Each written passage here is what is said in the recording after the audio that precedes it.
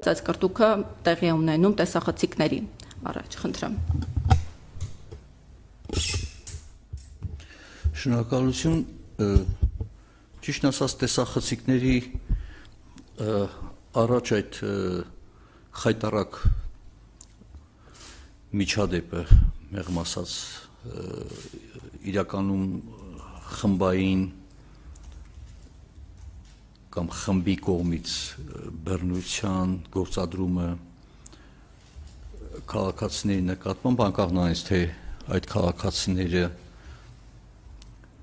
ովքեր են, ինչ հայացքներ ունեն, ինչ նպատակներ են հետապնդում,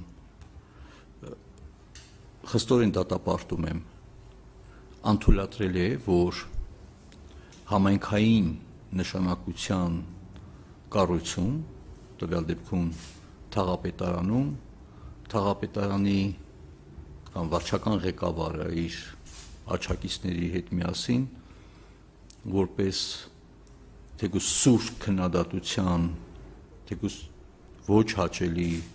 քննադատության նկատմամբ, այդ քննադատությունը հնչեցողների նկատմամբ կիրառում են բռնություն, եւ կարեւոր է, որ իրավապահ մարմինների կողմից քրեական գործ է հարուցվել։ Ակնկալում եմ, որ քննությունը պետք է իրապես իրականացվի եւ բռնություն կատարողները անպայման պետք է պատասխանատվություն կրեն։ Բայց ինձ մտահոգում է այստեղ մի քանի այլ հանգամանքներ։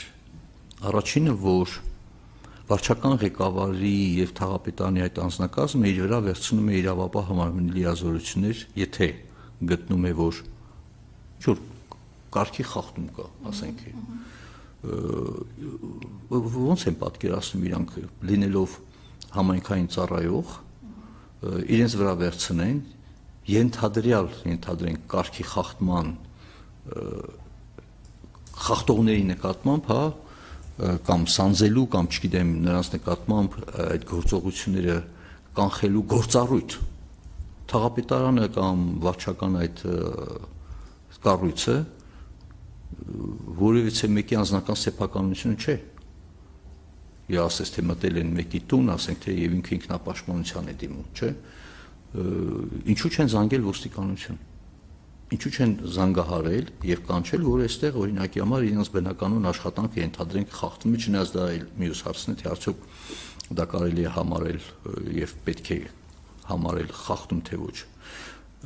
Ես կարծում եմ, որ այստեղ նաեւ համայնքային այդ ծառայողների ղեկավարի գլխավորության պահվածքը ինքը ամբողջովին ոչ միայն բռնության տեսակետից է անթույլատրելի, այլ նաեւ իրենց վարքագծով հանրության մոտ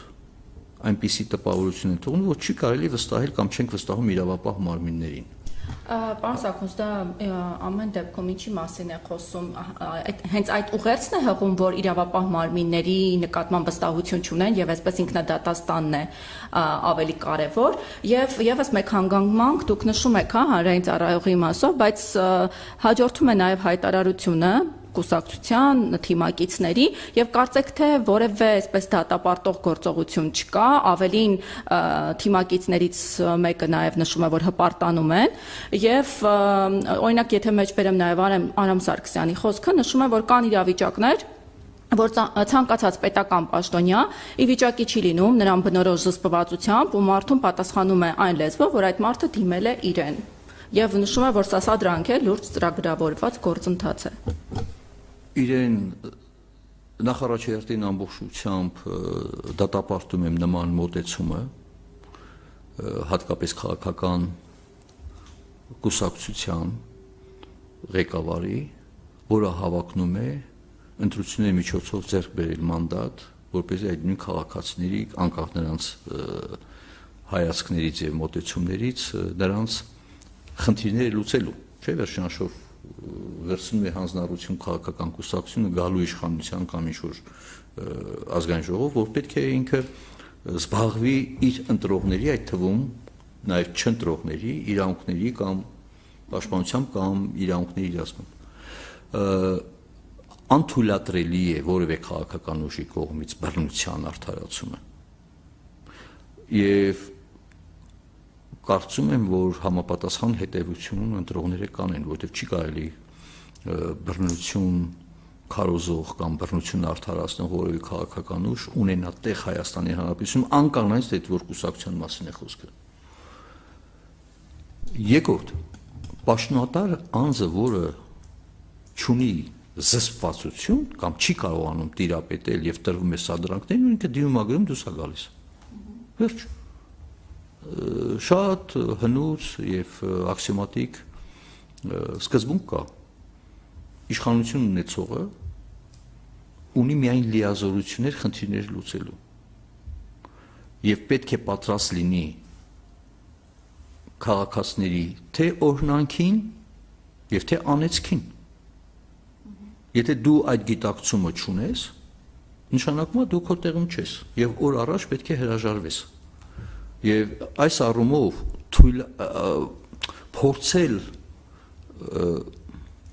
հովանավորել բռնություն կատարող անձանց, մանավանդ որ արդեն քրեական գործ հարուցվել է եւ նաեւ ձերբակալվածներ կան, դա նշանակում է պատասխանատվություն վերցնել նաեւ այդ բռնության համար։ Ոչ միայն բռնություն կատարողներ, այլ հովանավորներն են նաեւ պատասխանատվությունը վերցնում, փոխանակ դատապարտեն, որովհետեւ գիտեք ուր կտանի սա։ Կապ չունի նորից եմ կրկնում, թե ինչ նպատակով ոնց եւ այլն, դրա համար կան համապատասխան կառույցներ։ Վերջնաշով պետություն է, թե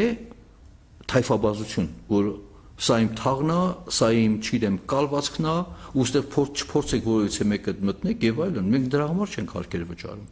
Մենք հարկեր վճարում ենք, որպեսզի պետությունը իր կառույցների միջոցով կարողանա կատարել իր պարտավորությունները քաղաքացիների առջև։ Եթե կան հարցեր, օրինակ նույն ժողովրդավարական պետության պայմաններում, մենք վավերացել ենք մարդու իրավունքների եւ հիմնարար ազատությունների եվրոպական կոնվենցիան, հստակ այնտեղ հիմնարար իրավունքների շարքում գրանցվում է, արձանագրում է ավելի ճիշտ, օրինակ հիմա կարծիքի արտահայտման ազատությունը կարող է սահմանափակվել ժողովրդավարական պետության անվտանգության նկատառումներից ելնելով, կամ հավաքների ազատությունը կարող է սահմանափակվել հասարակական կարգի պահպանության էլ ժողովրդավարական պետության։ Այսինքն այս ամեն մի ուրեմն նորմերը, չափանիշները, դրանք պետությանն են վերաբերում, ոչ թե առանձին ինչ որ խմբին, որ ասեք թե ինքն է որոշում, մանավանդ որ դրա լիազորություն չունի։ Ես կարծում եմ, որ այստեղ նաև պետք է մի հատ քրեական հոդված էլ դնել պաշտոնական լիազորությունների գերազանցում, հա, հիմքով, որովհետև դու այդ լիազորությունը չունես, որ նման գործողություն կատարես։ Այսինքն մի քանի հոդվածներ, եւ այս առումով անթույլատրելի է ժողովրդավարական պետության արժեքների տեսակետից, մարդու իրավունքների արժեքների տեսակետից նման վարքագիծը, որովհետև դա կբացի մի հատ ուրեմն տակար, հա, ասենց ասենք, որը դրա հետևանքները պատկերացնում են։ Իհարկե հակափաստարկներին կրկին թիմակիցների կողմից